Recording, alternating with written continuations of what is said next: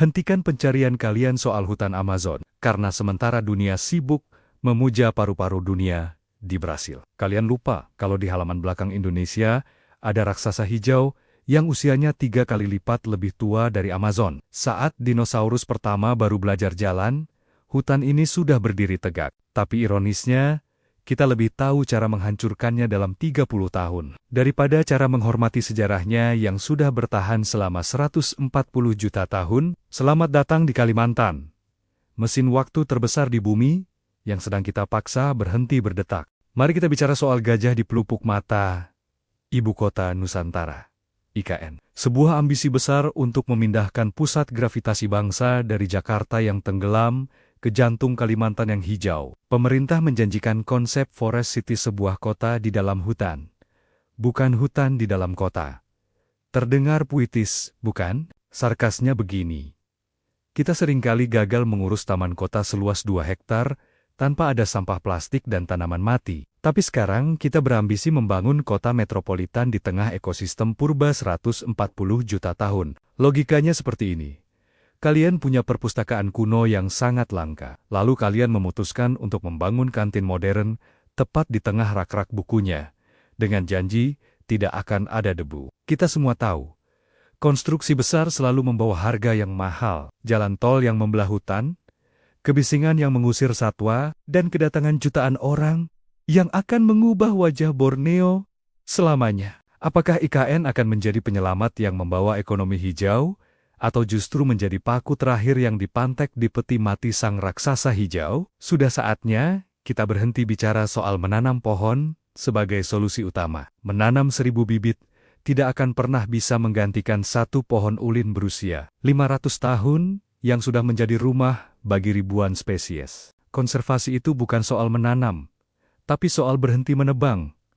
Kita butuh konservasi radikal. Kita butuh keberanian untuk bilang tidak pada tambang di wilayah karst, bilang cukup pada perluasan kebun sawit, dan memberikan kedaulatan penuh pada masyarakat adat untuk mengelola hutan mereka sendiri. Ironinya, kita lebih sering percaya pada teknologi carbon capture yang harganya triliunan rupiah dan masih berupa eksperimen daripada percaya pada teknologi alami bernama pohon yang sudah terbukti sukses mendinginkan bumi selama jutaan tahun. Kita mencari solusi rumit di laboratorium, padahal solusinya sedang diteriakan oleh suara burung rangkong di atas sana. Konservasi sejati adalah saat kita menyadari bahwa kita tidak memiliki alam, tapi kitalah yang dimiliki oleh alam. Mari kita bicara bahasa yang disukai orang modern. Uang. Selama ini kita menganggap Kalimantan kaya karena kayunya bisa ditebang, emasnya bisa dikeruk, dan batu baranya bisa dibakar. Itu adalah ekonomi purba yang destruktif. Masa depan Borneo harusnya ada pada ekonomi jasa ekosistem. Dunia sedang megap-megap mencari cara untuk menurunkan emisi karbon. Kalimantan adalah gudang oksigen dan penyerap karbon raksasa. Kita seharusnya dibayar oleh dunia untuk tetap membiarkan pohon itu berdiri. Nilai satu pohon yang berdiri tegak menyerap karbon dan menjaga siklus air jauh lebih mahal daripada nilai kayu gelondongannya saat mati. Tapi di sini lucunya. Negara-negara maju berteriak, "Jangan tebang pohon kalian," sambil terus mengonsumsi produk yang merusak hutan kita. Mereka ingin oksigen gratis, tapi ogah bayar harganya. Ini adalah kemunafikan global yang harus kita lawan dengan negosiasi yang cerdas. Kita harus tegaskan, kalau kalian mau bumi ini tetap bernapas, kalian harus berhenti memeras sumber daya kami. Kalian yang menonton video ini dari layar smartphone di Jakarta, Surabaya, atau bahkan di luar negeri, jangan merasa kalian tidak terlibat. Setiap pilihan belanja kalian adalah sebuah suara. Saat kalian memilih produk tanpa sertifikasi berkelanjutan, kalian secara tidak langsung sedang menyewa bulldozer untuk meratakan rumah orangutan. Sarkasme buat kita semua. Kita sering meri-mera di kolom komentar saat melihat video hutan terbakar, tapi tangan kita masih memegang produk hasil deforestasi itu sendiri. Jangan jadi aktivis jempol yang hatinya di Borneo, tapi dompetnya di perusahaan perusak hutan. Perubahan besar dimulai dari hal-hal kecil yang tidak nyaman, membaca label produk, mengurangi plastik, dan menuntut transparansi dari perusahaan besar. Kalau kalian gak peduli, jangan protes. kalau 10 tahun lagi anak-anak kalian cuma bisa melihat Kalimantan lewat video dokumenter lama seperti video yang kalian tonton sekarang. Di bagian terakhir petualangan ini, mari kita kembali ke filosofi suku Dayak. Belum Bahadat, hidup yang beradat, hidup yang punya tata krama terhadap sesama manusia, leluhur, dan alam semesta. Mereka tahu bahwa jika alam hancur, manusia hanyalah barisan pengungsi yang tidak punya tempat pulang. Kalimantan bukan hanya tentang angka pertumbuhan ekonomi atau lokasi ibu kota baru. Kalimantan adalah identitas kita sebagai bangsa Katulistiwa. Menghancurkan Kalimantan adalah bentuk bunuh diri budaya dan ekologi. Kita harus kembali belajar pada mereka yang sudah bertahan 140 juta tahun. Alam tidak butuh manusia untuk bertahan hidup, tapi manusialah yang akan punah tanpa alam. Dengar baik-baik, suara hutan ini mulai meredup, tapi belum hilang sepenuhnya. Masih ada waktu.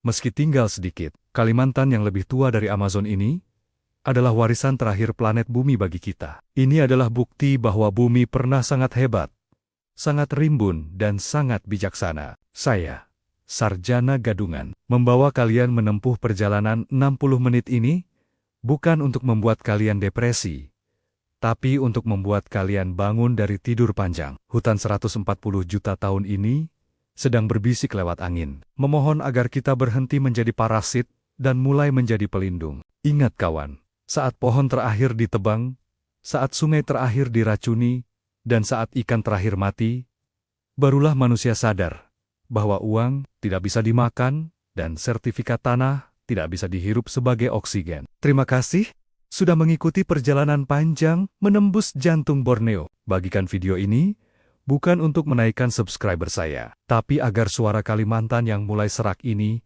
bisa didengar lebih luas. Sampai jumpa di petualangan berikutnya, di mana kita akan terus membedah kebenaran, sesarkas apapun itu. Berikut adalah daftar Taman Nasional di Pulau Kalimantan. Taman Nasional Tanjung Puting, Kalimantan Tengah, terkenal secara internasional sebagai tempat konservasi orangutan terbesar di dunia. Taman Nasional Sebangau, Kalimantan Tengah, merupakan kawasan pelestarian rawa gambut terbesar di Indonesia. Taman Nasional Betung Kerihun, Kalimantan Barat, terletak di perbatasan dengan Sarawak, Malaysia, dan merupakan area konservasi penting. Taman Nasional Danau Sentarum, Kalimantan Barat, kawasan lindung yang terkenal dengan ekosistem danau dan lahan basahnya. Taman Nasional Gunung Palung, Kalimantan Barat, terletak di Ketapang dan Kayong Utara. Rumah bagi populasi orangutan yang padat. Taman Nasional Bukit Baka Bukit Raya, Kalimantan Barat, dan Kalimantan Tengah, merupakan gabungan cagar alam yang berfungsi sebagai resapan air.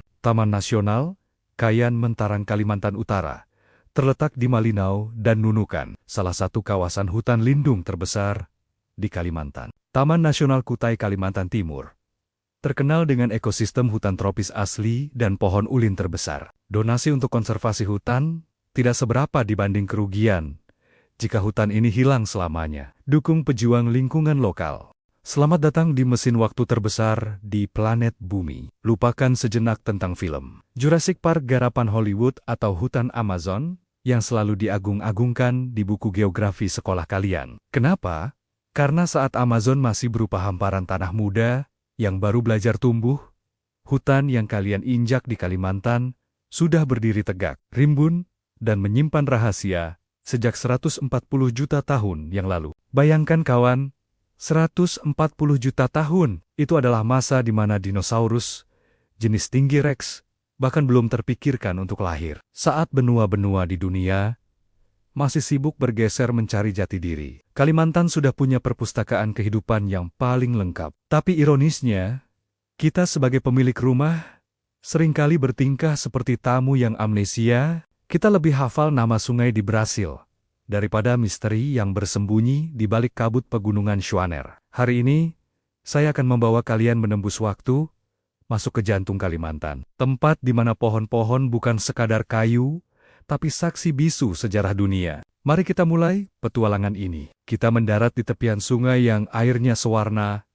teh pekat hitam, namun jernih, penuh dengan asam tanin dari ribuan tahun, guguran daun purba. Ini bukan sekadar air. Ini adalah saripati sejarah. Saat perahu kayu kita perlahan membelah arus, pohon-pohon Dipterocarpus raksasa mulai memayungi kita. Tingginya bisa mencapai 80 meter, setara dengan gedung apartemen 20 lantai. Di atas sana, kanopi hutan begitu rapat sampai sinar matahari harus berjuang keras, pecah menjadi ribuan garis cahaya yang kita sebut God Rays. Disinilah letak sarkasme alamnya. Di hutan ini, kalian itu bukan siapa-siapa. Kalian hanya butiran debu di atas punggung raksasa hijau yang sudah ada sebelum nenek moyang kalian belajar cara menyalakan api. Kalimantan adalah rumah bagi lebih dari 15.000 spesies tanaman berbunga. Amazon.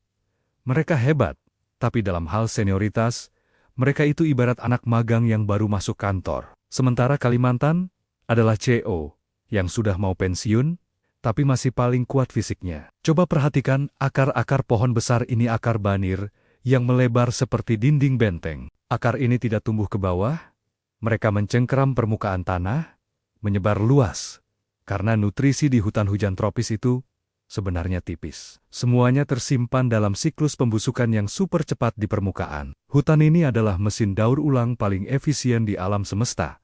Tapi apa yang kita lakukan? Kita seringkali melihat hutan ini hanya sebagai tegakan kayu yang harganya bisa dikonversi ke rupiah buat beli mobil mewah atau bangun mall. Padahal, satu pohon Dipterocarpus yang kalian tebang itu butuh waktu ratusan tahun untuk mencapai tinggi puncaknya. Kalian menebang sejarah 140 juta tahun hanya untuk meja makan yang bakal dibuang 10 tahun lagi. Logikanya di mana? Itulah hebatnya manusia. Merasa lebih pintar dari alam yang sudah bertahan dari hantaman meteor dan zaman es. Di bawah kanopi yang gelap ini, suhu mendadak turun. Lembabnya mencekik, tapi udaranya, wah, ini adalah oksigen paling murni yang bisa kalian hirup, tanpa polusi knalpot motor atau asap pabrik. Tapi hati-hati. Di balik kesunyian ini, hutan sedang mengawasi kalian. Ribuan pasang mata dari serangga purba, burung-burung endemik, hingga mamalia yang tidak akan kalian temukan di belahan bumi manapun, sedang mengamati setiap langkah kaku kalian di atas lantai hutan yang empuk oleh humus. Kenapa Kalimantan bisa setua ini dan seunik ini? Rahasianya ada pada stabilitas geologinya. Saat wilayah lain hancur karena aktivitas vulkanik atau tenggelam karena perubahan iklim ekstrem, Kalimantan tetap berdiri kokoh di atas lempeng yang stabil. Ia adalah safe house bagi evolusi. Itulah kenapa kita punya orangutan yang secara genetik 97% mirip dengan kita. Tapi sepertinya mereka jauh lebih bijaksana karena mereka tidak pernah terpikir untuk merusak rumah mereka sendiri demi membangun dinasti politik atau pamer kekayaan. Kalimantan juga merupakan medan perang evolusi. Di sini, tanaman belajar cara memakan serangga karena tanahnya miskin. Nutrisi lahirlah kantong semar Nepenthes dengan berbagai ukuran, dari yang kecil lucu sampai yang bisa menelan tikus bulat-bulat. Di sini, katak belajar cara terbang, kadal belajar meluncur, dan ular belajar menembus udara. Kenapa?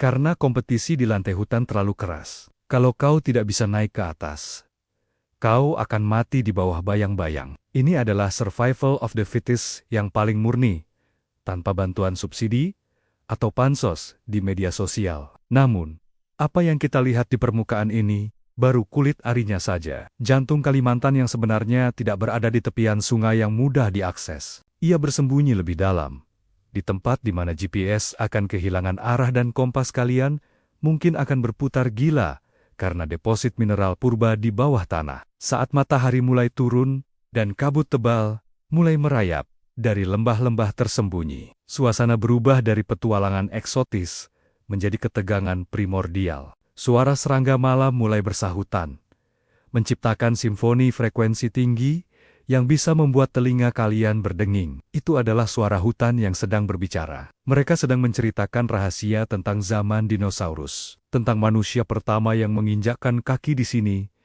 dan tentang kehancuran yang sekarang sedang mengancam mereka. Jangan beranjak dulu, karena kita baru saja memulai. Setelah kita memahami betapa tuanya hutan ini, kita akan masuk ke bagian yang lebih gelap. Kita akan bertemu dengan penghuni-penghuni yang dikira sudah punah, menembus gua-gua kapur yang menyimpan lukisan tangan manusia purba, dan melihat bagaimana hutan 140 juta tahun ini berjuang melawan keserakahan makhluk yang baru ada kemarin sore, bernama manusia. Perahu kita kini mulai memasuki anak sungai yang lebih sempit, di mana dahan pohon saling mengunci, membentuk terowongan hijau yang tak berujung. Di depan sana, ada suara gemuruh air terjun yang belum ada di peta manapun. Siapkan mental kalian, karena di bagian kedua, kita akan membahas penghuni kerajaan Kanopi dan simfoni kepunahan. Perhatikan sekeliling kalian. Saat perahu kita memasuki anak sungai yang lebih sempit, cahaya matahari mendadak lenyap, digantikan oleh temaram hijau yang mencekam. Di sini, dahan-dahan pohon raksasa saling mengunci di atas kepala, membentuk terowongan alami yang tak berujung. Ini bukan lagi sekadar hutan, ini adalah katedral alam. Di Amazon, kalian mungkin akan melihat kemegahan yang luas, tapi di Kalimantan, kalian melihat kerumitan yang padat. Setiap inci batang pohon yang kita lewati adalah sebuah ekosistem. Ada lumut, pakis, anggrek hutan, sampai serangga yang menyamar jadi daun kering. Evolusi di sini tidak bekerja dalam hitungan abad, tapi dalam jutaan siklus yang tenang. Dan di atas sana, di ketinggian 60 meter di atas kepala kita, sebuah kerajaan sedang sibuk beraktivitas. Kerajaan yang tidak butuh stempel birokrasi, tapi punya aturan hukum alam yang jauh lebih tegas dari pasal-pasal buatan manusia. Tiba-tiba, dahan di atas kita bergoyang hebat. Seekor raksasa berambut merah jingga muncul dari balik dedaunan. Dia tidak melompat.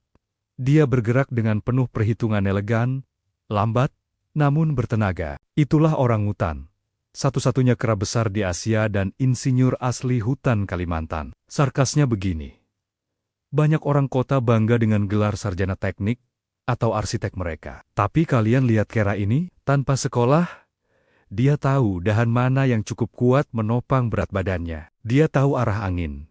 Dan dia tahu lebih dari 200 jenis tanaman yang bisa jadi obat atau makanan. Dia adalah perpustakaan berjalan. Tapi apa yang kita berikan padanya? Kita bakar rumahnya demi perkebunan sawit. Lalu kita heran, kenapa mereka masuk ke pemukiman? Itu ibarat rumah kalian dibakar. Lalu kalian dituduh mengganggu saat kalian bertamu ke rumah tetangga buat minta perlindungan. Logika kita memang kadang lebih rendah dari primata. Bukan? Orang-utan adalah kunci. Tanpa mereka, hutan ini akan mati.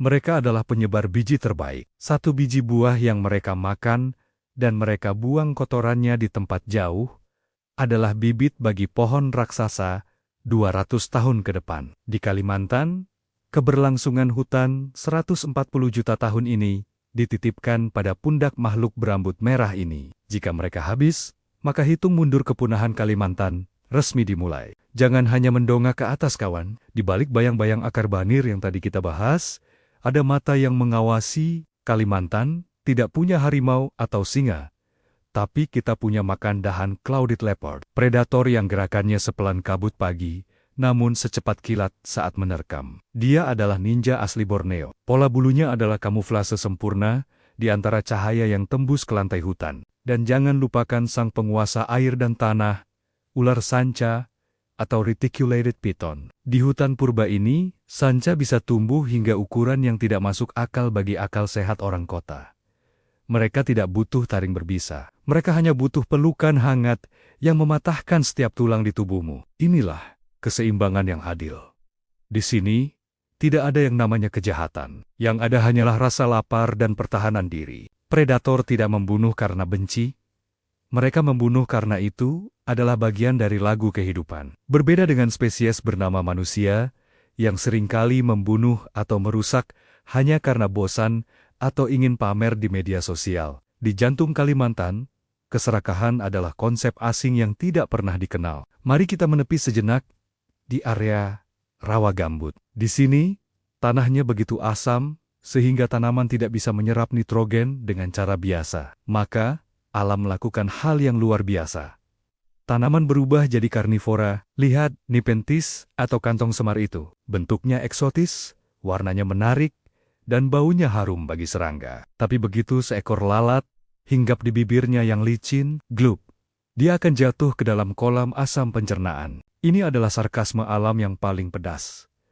Sesuatu yang terlihat indah, seringkali adalah perangkap yang mematikan. Mirip seperti janji-janji manis investasi yang sering kalian dengarkan, indah di depan, menghisap di belakang, dan jika kalian beruntung, atau sial karena baunya, kalian mungkin akan menemukan Rafflesia praecox, bunga raksasa yang tidak punya batang, tidak punya daun, dan hidup sebagai parasit. Dia mekar hanya beberapa hari, mengeluarkan bau daging busuk untuk memanggil lalat bangkai, guna penyerbukan. Dia adalah simbol dari kejutan Kalimantan. Hutan ini tidak selalu memberikan apa yang kalian inginkan, tapi dia selalu memberikan apa yang kalian butuhkan untuk sadar bahwa kalian itu kecil. Sekarang, coba kalian tutup mata dan dengarkan. Di bagian hutan yang masih murni, suara ini sangat padat. Ada lengkingan owa gibbon yang bernyanyi menyambut pagi, suara paling indah dan melankolis di seluruh Borneo. Ada suara burung rangkong hornbill yang kepakan sayapnya terdengar seperti helikopter kecil karena struktur bulunya yang unik. Bagi masyarakat Dayak, rangkong adalah utusan dari dunia atas. Tapi kawan, simfoni ini mulai memudar. Di kejauhan, jika kalian mempertajam pendengaran, ada suara lain yang mulai menyusup. Suara raungan gergaji mesin chainsaw dan gemuruh alat berat.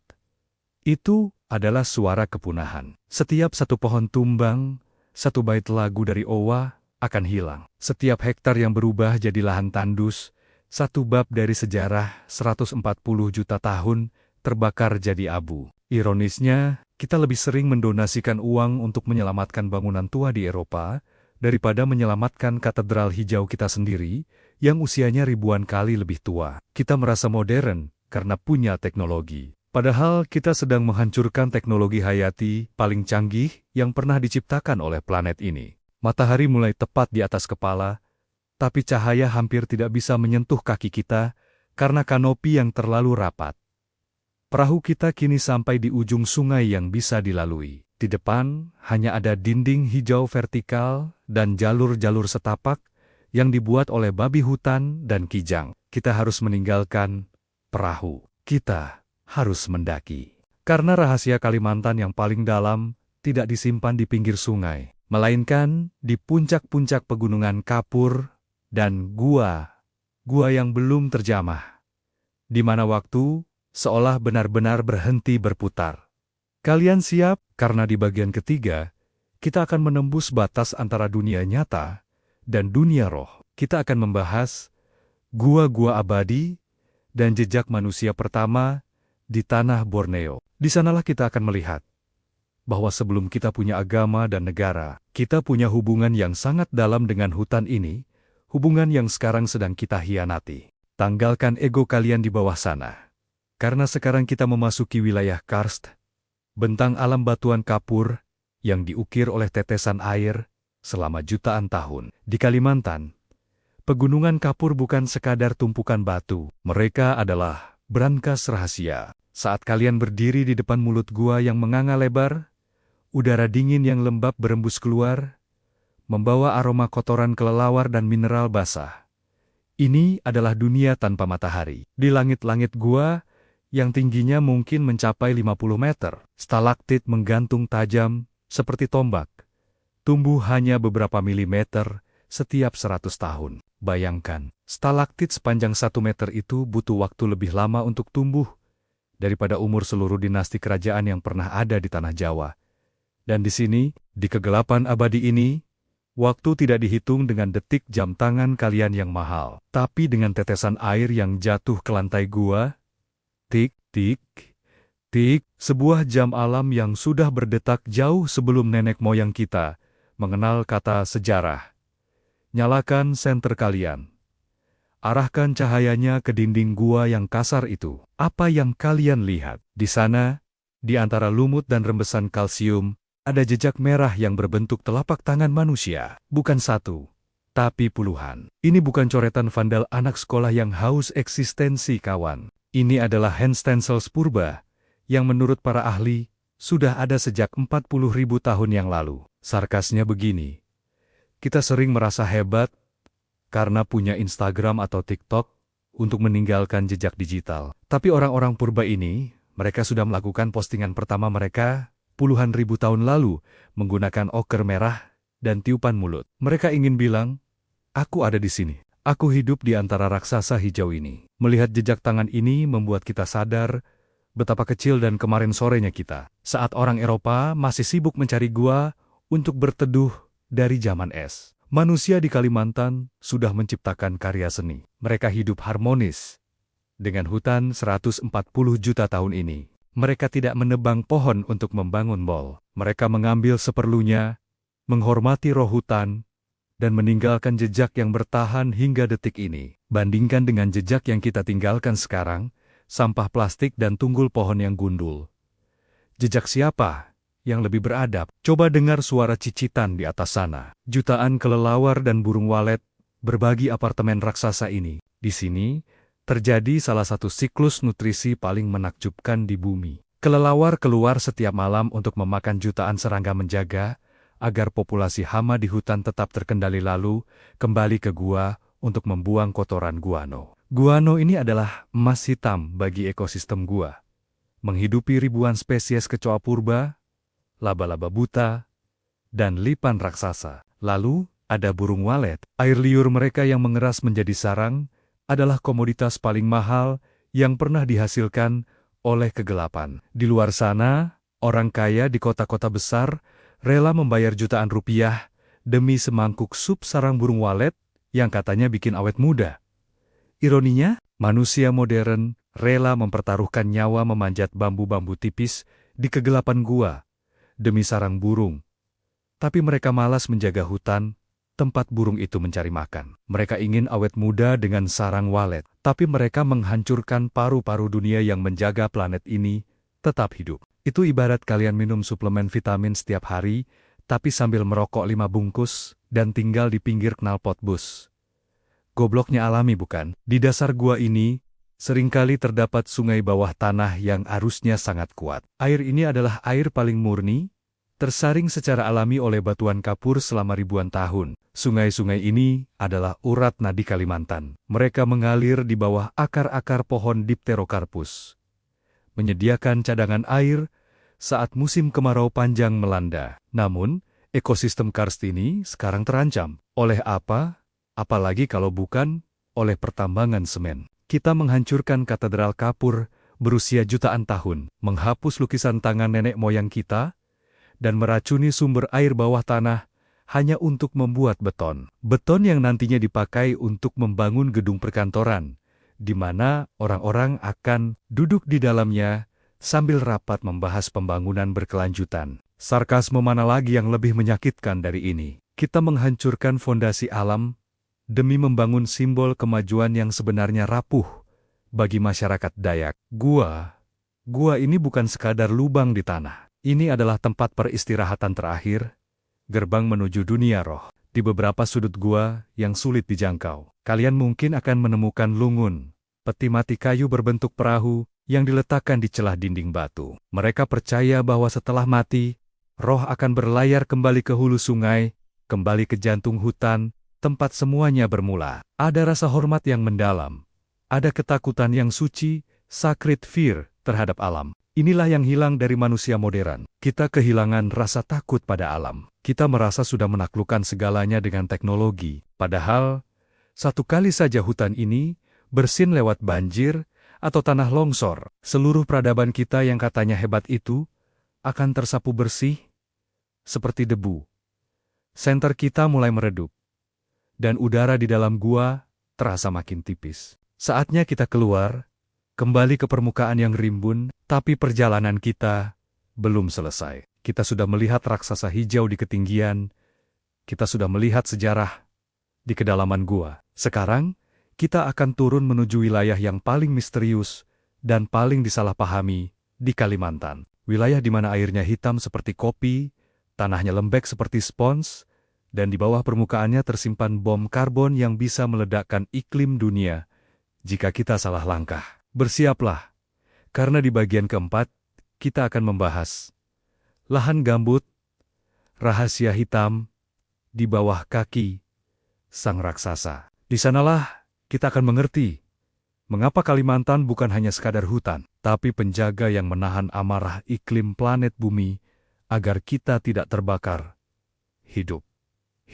Pernahkah kalian membayangkan berjalan di atas permukaan yang terasa seperti kasur busa, tapi setiap kali kalian melangkah, air sewarna kola merembes keluar dari balik tanah? Inilah hutan rawa gambut Kalimantan. Di sini, aturan main alam berubah total. Tanah yang kalian injak sebenarnya bukan tanah dalam pengertian biasa. Itu adalah tumpukan sisa-sisa pohon, daun dan ranting yang belum membusuk sempurna karena terendam air selama ribuan tahun. Sarkasnya begini, di kota, kita sibuk membuang sampah organik ke TPA dan membiarkannya bau. Di sini, Kalimantan sudah melakukan pengarsipan organik selama 10.000 hingga 50.000 tahun terakhir. Gambut di bawah kaki kita ini, tebalnya bisa mencapai 10, 15, bahkan 20 meter. Ini adalah perpustakaan botani yang awet secara alami. Jika kalian menggali cukup dalam, kalian mungkin akan menemukan batang pohon purba yang tumbang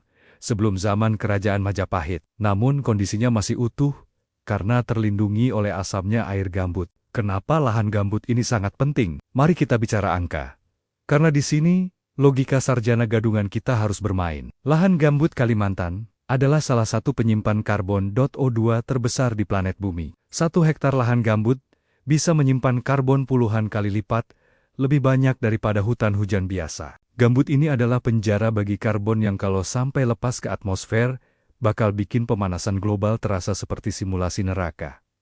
Tapi apa yang manusia lakukan? Karena dianggap lahan tidur, istilah paling bodoh yang pernah diciptakan birokrat lahan ini dikeringkan. Mereka bikin kanal-kanal besar agar airnya habis, supaya mereka bisa menanam sawit atau akasia. Begitu airnya hilang, gambut yang tadinya spons raksasa berubah menjadi tumpukan kayu kering yang sangat mudah terbakar. Kalian ingat asap pekat yang menyelimuti Kalimantan dan Sumatera hampir setiap tahun?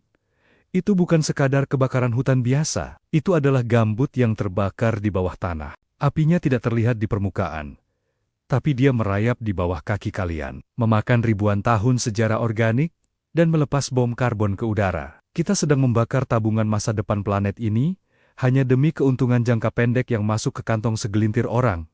Jenius bukan? Menghancurkan sistem pendingin planet demi beli AC di gedung mewah. Jangan biarkan airnya yang tenang menipu kalian. Di sungai-sungai gambut, yang airnya hitam pekat seperti teh tubruk ini, hidup predator yang membuat aligator Amerika terlihat seperti peliharaan lucu. Kita bicara tentang Thomis clegelii, atau buaya sinyulong. Moncongnya panjang dan tipis.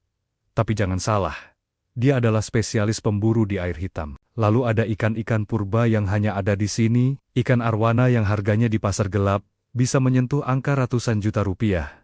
Di sini, arwana bukan pajangan di akuarium orang kaya. Mereka adalah penguasa arus tersembunyi. Ironisnya, manusia lebih menghargai ikan ini saat sudah di dalam kaca, daripada saat mereka berenang bebas, menjaga keseimbangan rawa. Kita lebih suka melihat keindahan yang di penjara daripada kehidupan yang merdeka. Hutan gambut adalah tempat yang ekstrem. Airnya sangat asam pH rendah, miskin nutrisi, dan oksigennya tipis.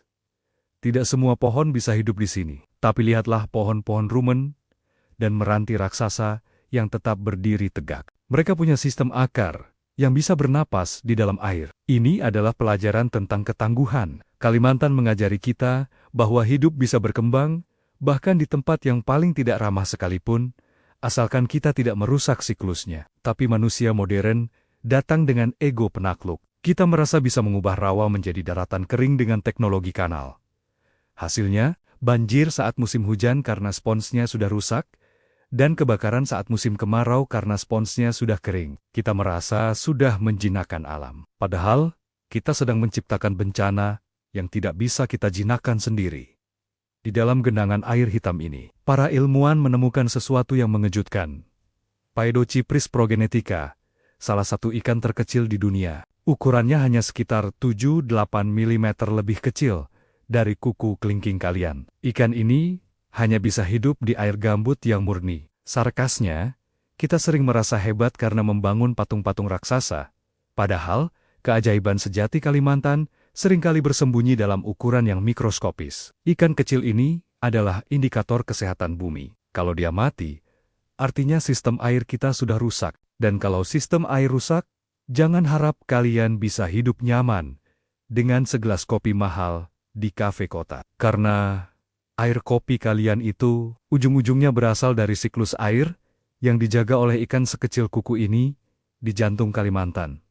Kaki kita sudah basah kuyup dan bau belerang serta asam gambut mulai menusuk hidung. Tapi kita tidak bisa berlama-lama di sini. Jika kita terus mengikuti arah hulu, daratan akan mulai meninggi kembali. Rawa akan berganti menjadi hutan perbukitan yang lebih gelap dan lebih dingin. Di depan sana, di balik kabut yang tak pernah hilang, berdiri jajaran pegunungan yang oleh masyarakat lokal dianggap sebagai tempat tinggal para dewa dan roh leluhur yang belum tenang. Tempat di mana legenda tentang manusia kerdil dan harimau Borneo yang misterius masih sering dibisikkan di sekitar api unggun. Kalian masih punya nyali? Karena di bagian kelima, kita akan mendaki menuju wilayah yang paling jarang dipetakan oleh satelit sekalipun. Kita akan membahas The Heart of Borneo, misteri pegunungan tengah, dan spesies yang menolak punah. Di sana, oksigen makin tipis, tapi rahasianya makin tebal. Tarik napas dalam-dalam. Kawan, di sini, udara mulai terasa berbeda, lebih tajam, lebih dingin, dan membawa aroma pinus purba, serta lumut basah. Kita sekarang memasuki jantung dari jantungnya Borneo, wilayah pegunungan tengah yang membelah pulau ini menjadi dua. Di sini, hutan tidak lagi didominasi oleh raksasa, Dipterocarpus, melainkan oleh pohon-pohon kerdil yang batangnya miliak-liuk penuh lumut. Seolah-olah mereka sedang menari dalam keabadian. Sarkasnya begini, kita sering merasa sombong karena sudah bisa membangun gedung pencakar langit yang menembus awan. Tapi, di sini, alam sudah membangun gedung pencakar langitnya sendiri sejak jutaan tahun lalu menggunakan lempeng tektonik dan erosi. Pegunungan Muller dan Schwanner bukan sekadar barisan batu. Mereka adalah benteng terakhir pertahanan alam. Di wilayah yang sulit dijangkau ini, GPS kalian mungkin hanya akan menunjukkan koordinat kosong dan sinyal ponsel. Jangan harap. Di sini, satu-satunya cara untuk berkomunikasi adalah dengan insting dan rasa hormat pada sang tetua. Mari kita bicara soal salah satu teka-teki terbesar dalam sejarah zoologi dunia, harimau Borneo. Secara resmi, para ilmuwan bilang, Kalimantan tidak punya harimau. Mereka bilang, harimau di sini sudah punah sejak ribuan tahun lalu saat zaman es berakhir. Tapi, coba kalian tanya pada tetua Dayak di pedalaman pegunungan ini. Mereka akan bercerita tentang asu maang atau kucing besar bergaris yang masih sesekali terlihat melintas di balik kabut tebal. Apakah mereka berbohong? Atau mungkin sains kita yang terlalu sombong untuk mengakui bahwa ada hal-hal yang tidak bisa ditangkap oleh kamera jebak, kamera trap di hutan yang usianya 140 juta tahun ini? Bersembunyi adalah keahlian utama. Jika makan dahan saja bisa menghilang seperti asap, bayangkan apa yang bisa dilakukan oleh predator yang sudah belajar beradaptasi selama jutaan tahun. Ini adalah sindiran bagi kita manusia modern. Kita merasa sudah tahu segalanya tentang bumi hanya karena kita punya Google Earth. Padahal, alam selalu punya kamar rahasia yang kuncinya sengaja dibuang agar manusia tidak bisa masuk dan merusaknya. Kalimantan menyimpan misteri ini bukan untuk menakuti kita, tapi untuk mengingatkan bahwa ada kekuatan yang lebih besar dari rasa ingin tahu kita yang egois. Di ketinggian ini, kalian akan menemukan tanaman yang Sioliala baru saja keluar dari mesin waktu zaman Kapur Cretaceous. Ada pakis haji raksasa dan pohon-pohon konifer purba yang bentuknya hampir tidak berubah sejak masa dinosaurus. Kenapa mereka tidak berubah? Karena mereka sudah mencapai bentuk sempurna untuk bertahan hidup. Berbeda dengan manusia yang setiap tahun harus ganti model baju atau ganti smartphone agar merasa eksis, tanaman-tanaman ini tetap sama selama jutaan tahun. Mereka tidak butuh pengakuan. Mereka hanya butuh keseimbangan. Dan lihatlah di sela-sela bebatuan, ada anggrek-anggrek hitam Silejen pandurata yang mekar dengan aroma harum yang mistis. Di luar sana, orang kaya rela merogoh kocek puluhan juta untuk memiliki satu pot anggrek ini. Di sini, mereka tumbuh bebas, memandang rendah pada keserakahan manusia. Mereka adalah simbol kemewahan sejati, kemewahan yang tidak bisa dibeli. Hanya bisa dikagumi dengan napas yang turenggengga setelah mendaki ribuan meter. Dengar lengkingan itu suara owa Borneo, Hailobets, Moeleri. Di pegunungan ini, suara mereka bergema di antara lembah, menciptakan efek akustik yang tidak akan kalian temukan di studio musik manapun. Mereka adalah penyanyi tenor hutan hujan. Pasangan owa akan bernyanyi bersama setiap pagi untuk menandai wilayah mereka. Kesetiaan mereka jauh lebih kuat dari janji-janji manis politikus. Mereka monogami seumur hidup. Jika salah satu mati, pasangannya seringkali ikut merana sampai ajal menjemput. Lalu perhatikan burung-burung di sini. Dulit frogmouth, atau burung cabak yang sangat langka, yang penyamarannya begitu sempurna sehingga ia tampak seperti tonjolan kayu mati. Mereka adalah bukti bahwa di jantung Borneo menjadi tak terlihat adalah strategi bertahan hidup yang paling cerdas. Sarkasnya, kita di kota malah sibuk jadi paling terlihat. Kita pengen semua orang tahu apa yang kita makan, di mana kita berada, dan seberapa kaya kita. Kita pamer eksistensi di dunia maya, sementara di dunia nyata, kita kehilangan perlindungan. Di hutan ini, kalau kamu terlalu banyak gaya dan pamer suara, kamu cuma akan jadi hidangan makan malam bagi predator yang sedang lapar. Alam mengajarkan kerendahan hati, sementara peradaban mengajarkan kesombongan yang rapuh. Saat kita menyeberangi satu lembah lagi, kita akan menemukan air terjun raksasa yang jatuh dari ketinggian ratusan meter, menghantam kolam batu purba dengan suara seperti guntur. Air terjun ini mungkin belum ada di peta pariwisata manapun. Tidak ada sampah plastik di sekitarnya, tidak ada penjual tiket, dan tidak ada spot foto yang sengaja dibuat untuk Instagramable. Air ini sangat dingin, murni, dan penuh dengan energi kehidupan. Inilah yang disebut masyarakat lokal sebagai air suci. Mereka percaya mandi di sini bisa membersihkan jiwa dari kotoran ambisi duniawi. Namun, ironi pahit sedang mengintai. Di bawah sana, di hilir sungai yang berawal dari air terjun suci ini, airnya mulai keruh. Bukan karena lumpur alami, tapi karena aktivitas pertambangan emas ilegal yang menggunakan merkuri. Kita meracuni hulu ledak kehidupan ini hanya demi beberapa gram logam kuning yang nantinya cuma bakal disimpan di brankas atau dipakai di leher untuk pamer. Kita menukar air kehidupan dengan logam kematian. Benar-benar puncak kecerdasan spesies Homo sapiens, bukan? Matahari mulai condong ke barat, memberikan warna emas yang dramatis pada kanopi hutan di bawah kita. Di kejauhan, terlihat asap tipis membubung dari sebuah lembah tersembunyi. Itu bukan kebakaran hutan, tapi asap dari dapur panjang sebuah pemukiman suku Dayak pedalaman para penjaga terakhir benteng hijau ini.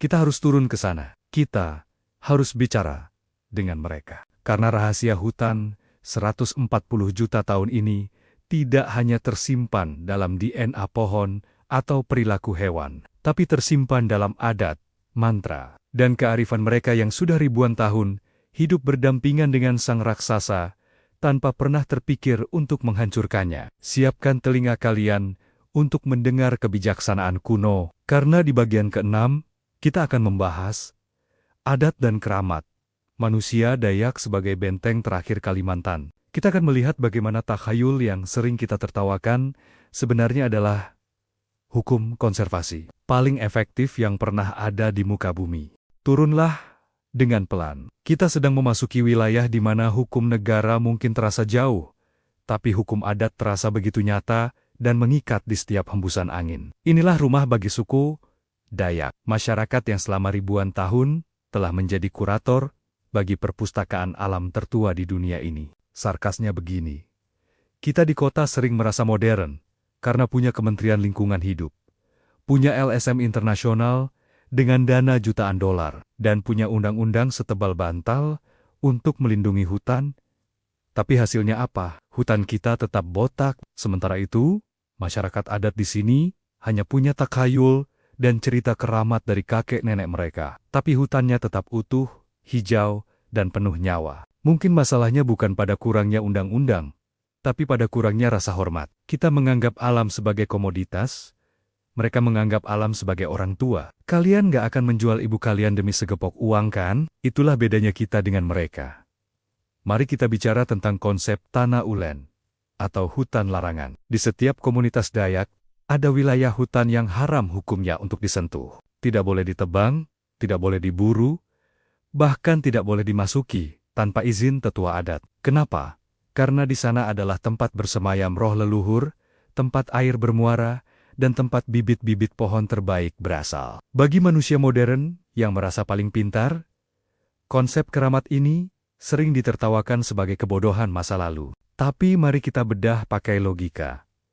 Saat mereka bilang sebuah pohon ada hantunya, itu adalah cara paling efektif untuk mencegah orang menebangnya tanpa harus menaruh penjaga bersenjata 24 jam. Saat mereka bilang sungai itu milik dewa, itu adalah cara agar tidak ada yang membuang limbah ke sana. Ini adalah sistem manajemen sumber daya alam paling canggih di dunia. Mereka tidak butuh GPS untuk menentukan batas hutan, mereka hanya butuh rasa takut yang suci, sementara kita punya satelit, punya patroli, tapi kalau ada uang pelicin, hutan lindung pun bisa berubah jadi tambang dalam semalam. Jadi, siapa sebenarnya yang lebih beradab dalam menjaga bumi? Perhatikan tato yang menghiasi lengan dan bahu para tetua di sini.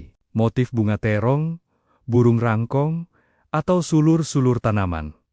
Itu bukan sekadar hiasan agar terlihat keren di foto. Setiap garis adalah identitas, setiap titik adalah pencapaian, dan setiap motif adalah hubungan mereka dengan alam Borneo. Ukiran pada pilar-pilar rumah betang ini menceritakan tentang asal-usul manusia yang lahir dari pohon kehidupan. Mereka percaya bahwa manusia dan pohon itu bersaudara. Jika pohon itu sakit, manusia akan ikut merasakan dampaknya. Ironinya, kita di luar sana lebih bangga memakai baju bermerek dari desainer luar negeri yang bahkan nggak tahu Kalimantan ada di mana, sambil menghina budaya mereka sebagai primitif. Padahal, desain yang mereka buat di atas kayu ulin itu adalah bentuk komunikasi tingkat tinggi dengan alam yang sudah bertahan selama puluhan ribu tahun. Kita punya internet yang cepat, tapi kita gagal terkoneksi dengan lingkungan sekitar kita sendiri. Mereka tidak punya koneksi internet, tapi mereka tahu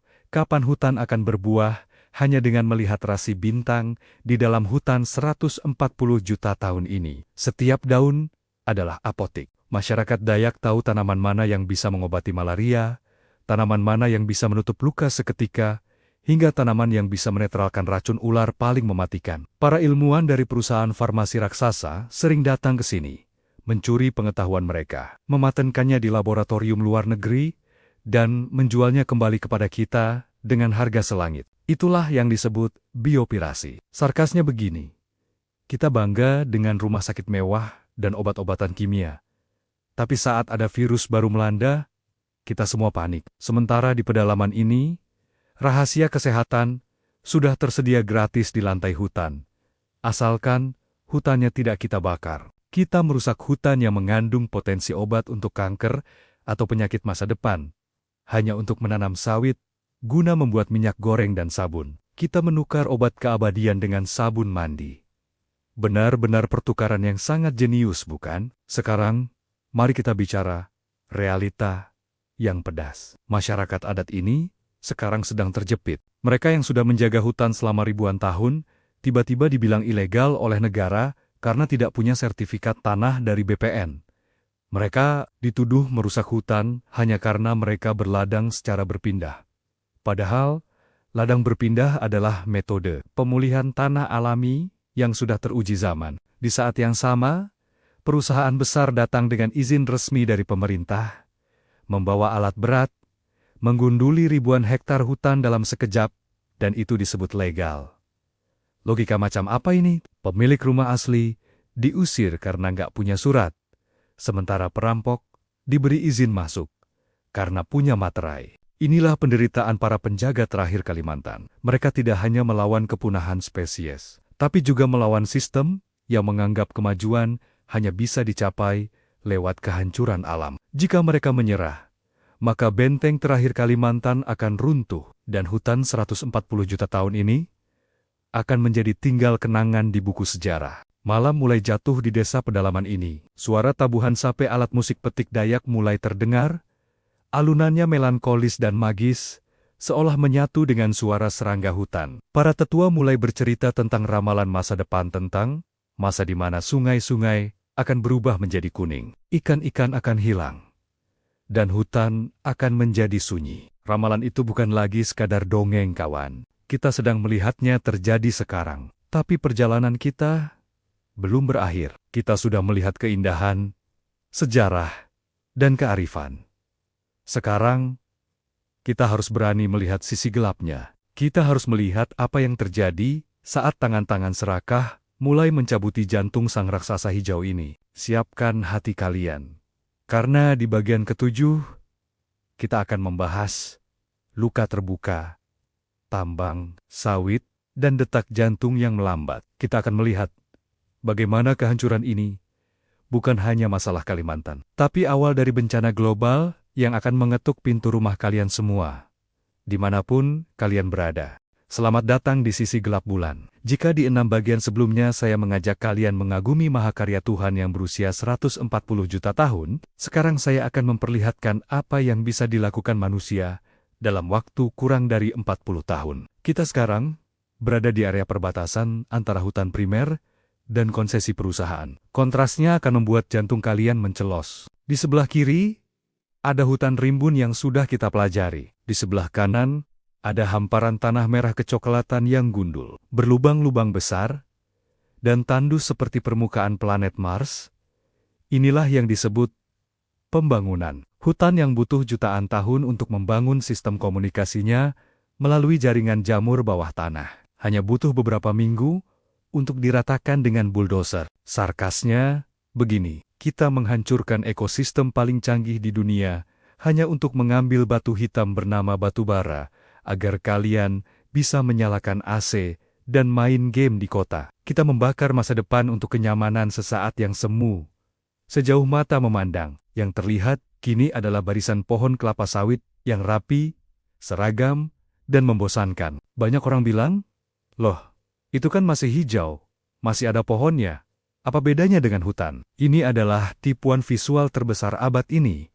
Hutan sawit bukan hutan, itu adalah padang gurun hijau. Di hutan asli, dalam 1 hektar kalian bisa menemukan ratusan spesies pohon. Di kebun sawit, dalam ribuan hektar hanya ada 1 spesies. Tidak ada burung yang bernyanyi, tidak ada owa yang bergelantungan, tidak ada keanekaragaman hayati.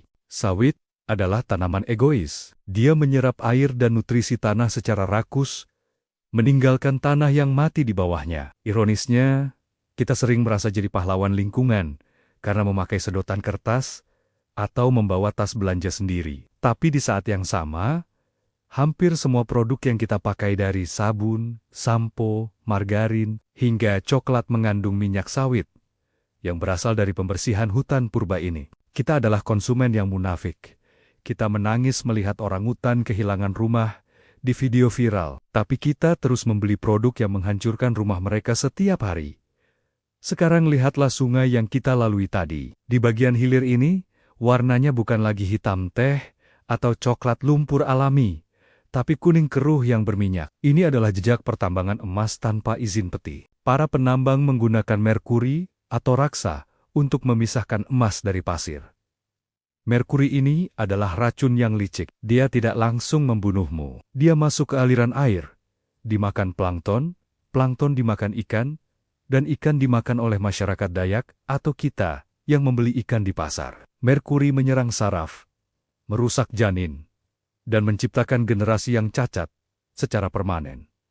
Sarkasme yang paling menyakitkan, kita mengejar emas logam mati yang tidak bisa dimakan dan tidak bisa menghasilkan oksigen dengan cara meracuni sumber kehidupan yang paling hakiki. Kita menabung emas di bank, tapi kita membuang racun ke dalam darah anak cucu kita. Benar-benar sebuah investasi yang sangat cerdas untuk kehancuran peradaban. Masalahnya bukan cuma soal pohon dan hewan, tapi soal manusia. Kebijakan pemerintah di masa lalu membawa ribuan orang dari luar pulau untuk mengolah lahan di Kalimantan tanpa memahami hukum adat setempat.